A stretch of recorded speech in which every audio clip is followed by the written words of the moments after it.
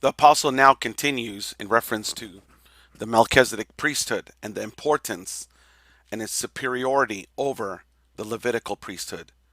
In Hebrews chapter 7, he continues as he declares Jesus being the high priest, not under the Aaronical or the Levitical priesthood, but under the Melchizedek priesthood. He talks about the Melchizedek priest. For this Melchizedek, king of Salem, priest of the Most High God, who met Abraham returning from the slaughter of the kings and blessed him.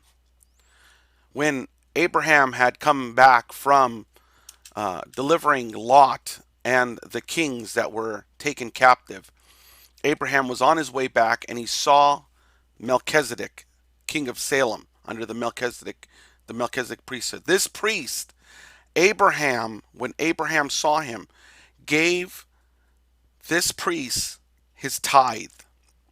So Abraham gave the Melchizedek priest his tithe. Verse 2.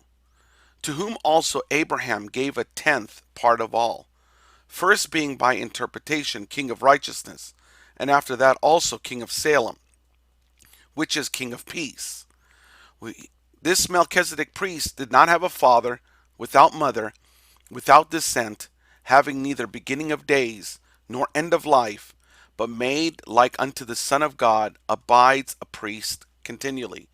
So this person that Abraham blessed and gave his tithe to was not human.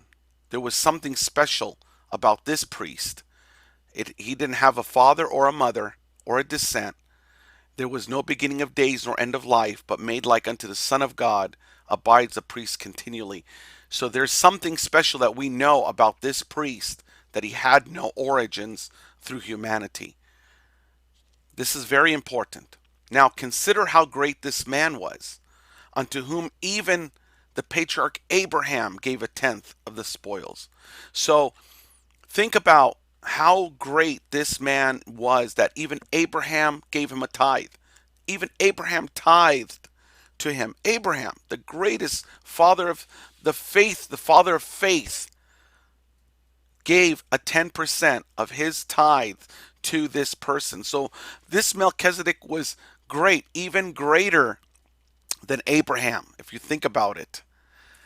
He even says, and verily they that are of the sons of Levi, whom receive the office of the priesthood, have a commandment to take tenth of the tithes of the people according to the law. That is, of their brethren, although they come out of the loins of Abraham. So all the tribes of Israel have to give 10%, a tithe, and they give it to another tribe, the tribe of Levi, which was one of the sons of Jacob in Israel. So Levi is a tribe that came from the bloodline of Abraham. So Abraham, Isaac, Jacob, Levi.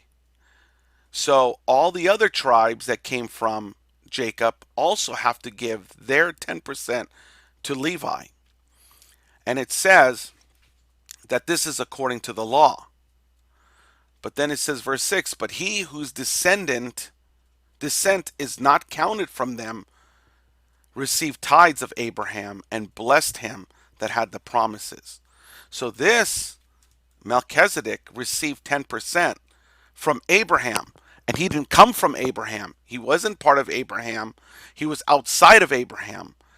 And this Melchizedek, which was outside of Abraham, had the power to bless Abraham, to give him, and this is Abraham had the promises from God, and this Melchizedek had the power to bless Abraham.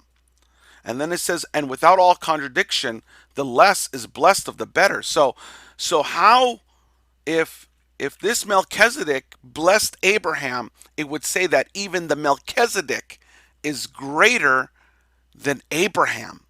And this is a big jump, because what is being written here is that, as we established earlier, that Jesus Christ is greater than the angels, Jesus Christ is greater than Moses, and Jesus Christ is greater than the Aaronical or the Levitical priesthood, and that the Melchizedek priesthood is greater than the Aaron and Levi priesthood. And now he goes on saying that Jesus is the Melchizedek priest, which he did. And now he says that the Melchizedek priest is greater than Abraham. You can see what is being done here is to understand that Jesus is not just part of the tribe of Israel or just part of the loins of Abraham, but he was greater in all things. Verse 8, and here men that die receive tithes, but there he that receives them, of whom it is witnessed that he lives. And this is Jesus receives the blessing from us, and we receive the blessing from God and his witness. And those people who receive the tithes, the priests, they died. But we look and know that the one who gets it from us is still alive. And as I may say so say Levi also, whom received tithes, paid tithes in Abraham, for he was yet in the loins of his father when Melchizedek met him. So if we were to even look all the way back, Levi, who was still in the loins of his great-grandfather, he was still in the loins of his great-grandfather in a sense, as we would say, paid the tithes to Melchizedek. So even Levi paid the tithes to Melchizedek because Levi is not greater than his father and is not greater than his grandfather. And if Melchizedek is greater than Abraham, then that we would come to the conclusion then if Melchizedek is greater than Abraham and he's greater than Isaac and he's greater than Jacob and he's greater than Levi, then Levi paid Levi is not greater than Abraham, and so Melchizedek is greater than Abraham. Melchizedek is greater than Levi. It's very important to understand this, and this is very, very important to establish. If therefore perfection were by the Levitical priesthood, for under it the people received the law, what further need was there that another priest should arise after the order of Melchizedek, and not be called after the order of Aaron? In other words, if the Levitical priesthood was great right now and everything was great, why then raise another priesthood? Why bring in another priesthood if there was no need for another priesthood? For the priesthood, verse 12, for the priesthood being changed, there is made of necessity a change also of the law. So when one priest changed to another priest, there was also changes in the law, kind of what we see in our nation today. When one president turns to another president, there's a change in laws, there's certain changes in policy. So it is when one priest changes to another high priest, there's a change in policy. For he of whom these things are spoken pertains to another tribe, of which no man gave attendance at the altar. In other words, at the altar right now, or at the priesthood, there was one, the Melchizedek priesthood, that was at the altar, but it was not part of any tribe.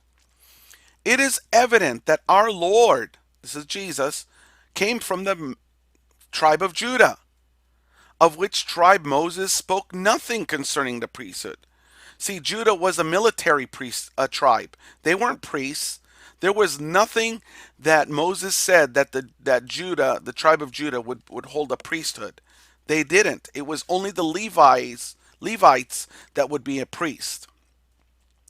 It is yet far more evident for that after the similitude of Melchizedek, there arises another priest, who is made not after the law of a carnal commandment, but after the power of an endless life. So this Melchizedek priesthood that has to be filled by someone who has no light, like his life doesn't end. And we can see the setup here, and what's being set up here is that Jesus' life does not end. It did not end. He continues. And he's appointed not after the carnal commandment, which is the Mosaic laws, but after the power of endless life, that his resurrection was the commandment that made him who he was.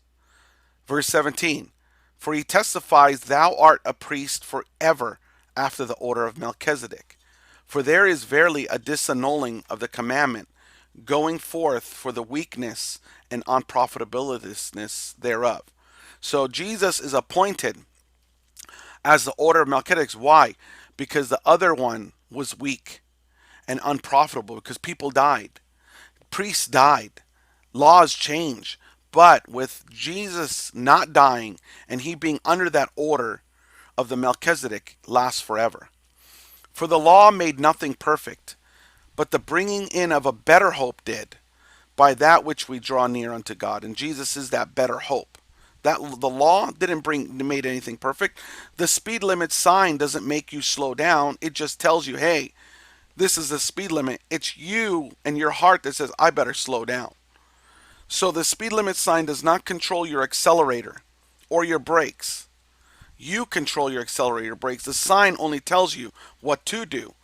Not that you do it, and not that you have to do it or you're going to do it, but it just tells you what you should be doing. Same thing with the law. But we have a better hope. We have someone who helps us in our life and helps us draw near to God. Verse 20. And in as so much as not without an oath he was made priest. For thus priests were made without an oath. But this with an oath by him that said unto him, Thou Lord, the Lord swore and will not repent. Thou art a priest forever after the order of Melchizedek. By so much was Jesus made a surety or a bond of a better testament. So no one was made a priest without an oath. There had to be an oath. There has to be someone who says, you're made a priest. There has to be an oath. So Jesus was given an oath. And that oath came from God, who said and appointed Jesus under the order of the Melchizedek. And because Jesus had an oath, his bond was a better testament, that God gave us a better and greater testament. Verse 23, and they truly were many priests, because they were not suffered to continue by reason of death. So many priests, they couldn't continue because they died. When they died, you don't continue as a priest. But this man, Jesus, because he continues ever, has an unchangeable priesthood. He doesn't die. Jesus never dies, doesn't die. He's a priest forever. Wherefore he's able also to save them to the uttermost that come to God by him, seeing he lives and makes intercession for them. So Jesus, because he doesn't die and he lives forever, he's able to intercede, to speak to God on our behalf forever. For such a high priest became us, who is holy, harmless, undefiled, separate from sinners, and made higher than the heavens, who needs not daily, as those priests, to offer up sacrifice, first for his own sins and then for the people's. For this he did once when he offered himself.